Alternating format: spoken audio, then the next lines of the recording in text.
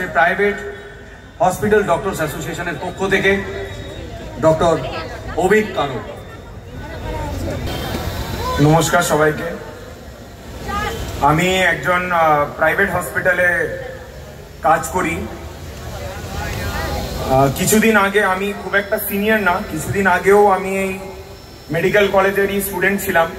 তো আমি জুনিয়র ডক্টরদের আন্দোলন আর ওদের যে কাজ করার জায়গাতে যেই সমস্যাগুলো ওরা ফেস করে সেই জিনিসগুলোর সাথে আমি যথেষ্ট, আমার পুরো জিনিসটাই আমি ভালো করে বুঝি।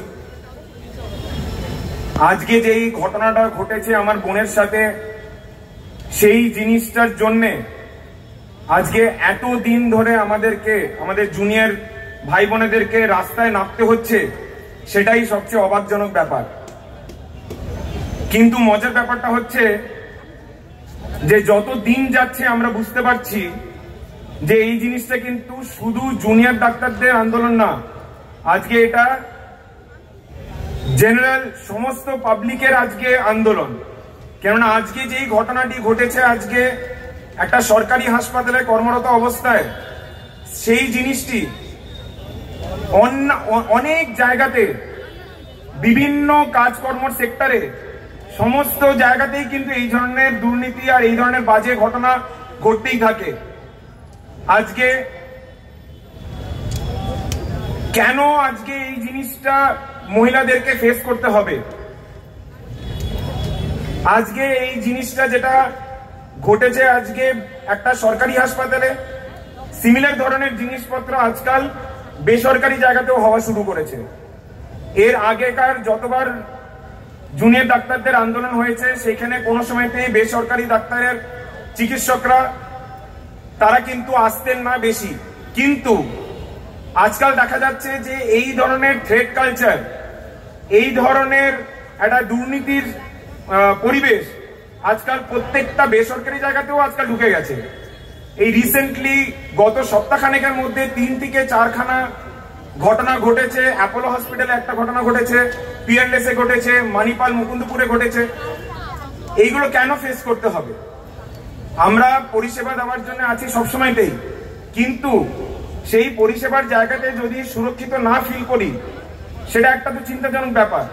আমরা আজকে স্বতঃস্ফূর্তভাবে ভালোভাবে যদি চিকিৎসা পদ্ধতিতে আমরা যদি না যোগ দিতে পারি, আমরা কাজকর্ম যদি না করতে পারি, আর আমাদেরকে যদি এটা ভাবতে হয় যে আজকে যদি দুঃখজনক ভাবে যদি কোনো খারাপ ঘটনা ঘটে, সেখানে যদি আমাদেরকে মার খেতে হয়, সেখানে আমরা কিভাবে কাজ করব? আজকে সেই কারণের জন্যই আমরা বেসরকারি হাসপাতালের পক্ষ থেকেও কিন্তু আমরা এই আন্দোলনে আমাদের ভাই বোনেদের সাথে হাতে হাত ধরে হাঁটছি, কাঁধে কাঁধ মিলিয়ে হাঁটছি। আর যতদিন না আমাদের বোনের বিচার হয়, যতদিন না এই থ্রেড কালচার রন্ধ্রে রন্ধ্রে ঢুকে গেছে, যে থ্রেড কালচার, সেই জিনিসটাকে আমরা বার না করে দিতে পারি, ততদিন আমরা এই আন্দোলনে কিন্তু ওদের সাথে আমরা থাকবো।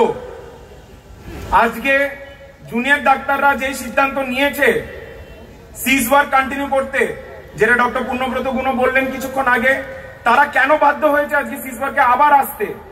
তারা তো জনগণের স্বার্থে তো কাজ করতে আবার ফিরেছিলেন, কিন্তু আজকে আবার সিজ ওয়ার্ক করতে বাধ্য হয়েছে বিকজ যেই দাবিগুলো আজকে বলা হয়েছিল, যেই জিনিসগুলো আজকে ডিরেক্টিভ গুলো দেওয়া হয়েছিল, একটাও সেই জিনিসটা হয়নি।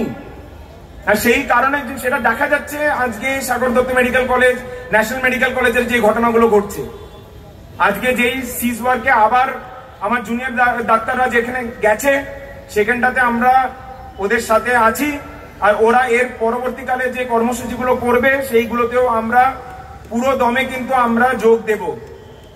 আর একটা জিনিসও যেটা বলতে চাই, এইটা শুধু কলকাতার বুকে কিন্তু এই আন্দোলনটি নেই, আর এই আন্দোলনটি শুধু ওয়েস্ট বেঙ্গলের বুকে নেই, শুধু ভারতবর্ষের বুকে নেই, এই জিনিসটা কিন্তু বিশ্বজুড়ে সব জায়গাতে হয়েছে।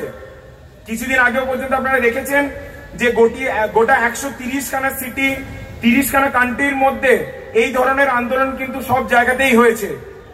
সেই জন্য এই জিনিসটা শুধু কলকাতার বুকে আর নেই। আমি আবার বলবো, we are in full support with the junior doctors front। ওরা যা ডিসিশন নেবে সেই হিসাবে আমরা কাঁধে কাঁধ মিলিয়ে আমরা ওদের পাশে দাঁড়াবো, ওদের সাপোর্ট হয়ে দাঁড়াবো। একই জিনিসের আমরা আমাদের তরফ থেকে একটু আগে ডক্টর কিঞ্জল যে জিনিসটা বলেছেন, আমরা আমাদের তরফ থেকে একটা কর্মসূচি আলাদা করে আমরা রেখেছি এইটারই সাথে যুক্ত করে। সন্ধ্যে 7টার পরে বাজে কদমতলা ঘাট বাবুঘাটে আমরা 1000 খানা অভয়া প্রদীপ গঙ্গা তীরে ভাসানোর একটা আমরা পরিকল্পনা নিয়েছি। আমাদের মানসিকতা ছিল হচ্ছে যে এই আন্দোলনের যে প্রদীপ সেটা যে বন্ধ হয়ে যাওয়ার না, সেটা একটা জায়গাতে থেমে থাকার না, সেই জিনিসটা আমরা আজকে বুঝিয়ে দিতে চাই। আমরা সেই প্রদীপগুলোকে গঙ্গা তীরে ভাসিয়ে এই জিনিসটা আমরা বুঝিয়ে দিতে চাই যে আমরা এই আন্দোলনটাকে থামতে দেব না। এটা বলেই আমি শেষ করব। We want, we demand, we want, we demand। ধন্যবাদ।